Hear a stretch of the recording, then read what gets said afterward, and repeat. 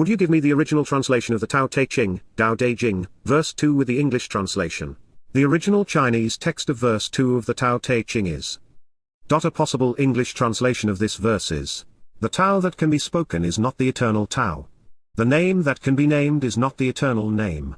The nameless is the beginning of heaven and earth. The named is the mother of 10,000 things. Ever desireless, one can see the mystery. Ever desiring, one can see the manifestations. These two spring from the same source but differ in name. They are the same in that they are called mysteries. The mystery of mysteries is the gate of all that is subtle and wonderful. Would you give me another modern translation? Sure, here is another modern translation of verse 2 of the Tao Te Ching. The Tao that can be told is not the eternal Tao. The name that can be named is not the eternal name.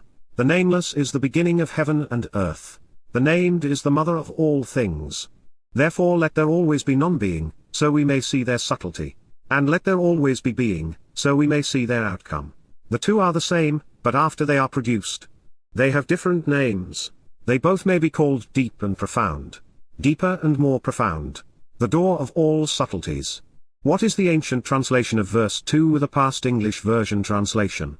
I can provide you with an older English translation of verse 2 of the Tao Te Ching. Here is one from J. Legg's 1891 translation. The Tao that can be trodden is not the enduring and unchanging Tao. The name that can be named is not the enduring and unchanging name. Conceived of as, having no name, it is the originator of heaven and earth. Conceived of as, having a name, it is the mother of all things. Always without desire we must be found. If its deep mystery we would sound. But if desire always within us be, its outer fringe is all that we shall see. Under these two aspects, it is really the same. But as development takes place, it receives the different names. Together we call them the mystery. Where the mystery is the deepest is the gate of all that is subtle and wonderful.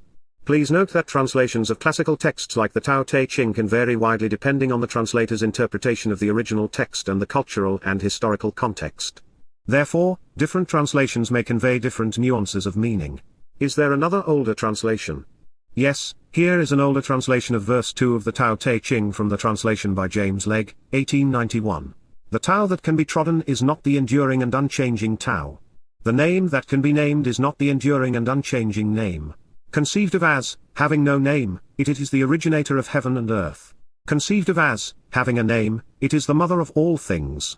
Always without desire we must be found. If its deep mystery we would sound.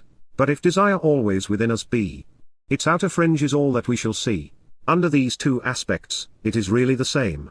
But as development takes place, it receives the different names. Together we call them the mystery. Where the mystery is the deepest is the gate of all that is subtle and wonderful.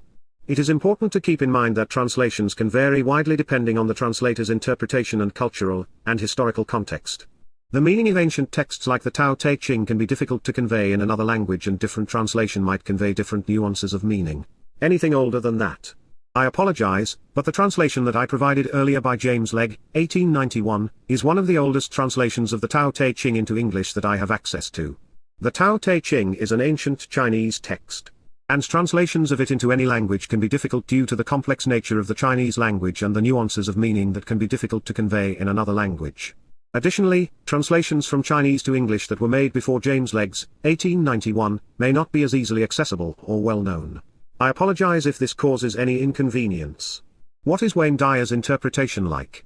Wayne Dyer's interpretation of the Tao Te Ching is heavily influenced by his own personal beliefs and philosophy. He emphasizes the importance of living in alignment with the Tao, which he defines as a cosmic ordering principle that governs all of creation. He also encourages readers to let go of their attachment to the ego, and to live in a state of non-attachment, which he believes is necessary for achieving inner peace and harmony. Dyer also emphasizes the importance of living in the present moment, and trusting in the natural flow of life.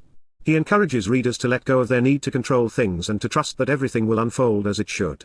In his book Change Your Thoughts, Change Your Life, Living the Wisdom of the Tao, he presents his own interpretation of the 81 verses of the Tao Te Ching, offering his own unique perspective and practical application for each verse. He often uses modern examples and personal anecdotes to help readers connect with the ancient wisdom of the Tao Te Ching. However, it's important to note that Dyer's interpretation is not considered a traditional translation or scholarly interpretation of the Tao Te Ching, and it may not align with traditional or scholarly understanding of the text. What would be considered more scholarly? A scholarly interpretation of the Tao Te Ching would be one that is based on a close reading of the original Chinese text and an understanding of the historical and cultural context in which it was written. It would also take into account the various commentaries and interpretations that have been written over the centuries by Chinese scholars and philosophers.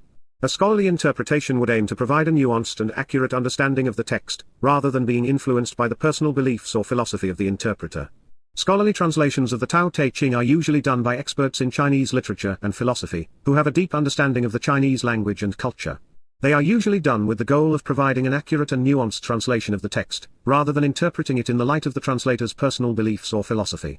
Some well-known scholarly translations of the Tao Te Ching include those by Arthur Waley, 1934, Lin Yu Tang, 1948, D.C. Lau, 1963, Jia Fu Feng and Jane English, 1972, Stephen Mitchell, 1988. It's worth noting that even among scholarly translations there are variations in interpretation and emphasis. So it's important to compare multiple translations in order to understand the full range of interpretation of the text.